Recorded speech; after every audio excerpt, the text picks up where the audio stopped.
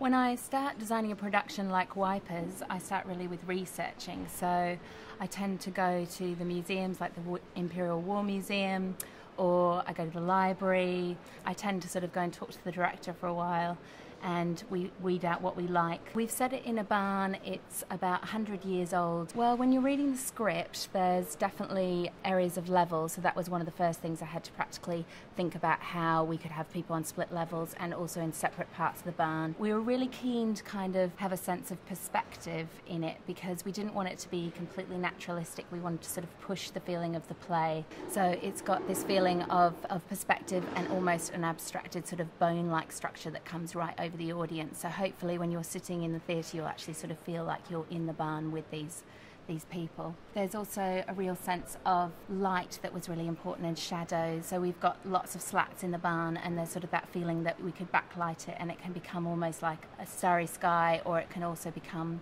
the feeling that it's been impaled with bullets before and broken. Historical accuracy with the costumes is really important because we're representing real men, a real regiment. So we've got a second lieutenant in the costumes who is an English character called Thomas.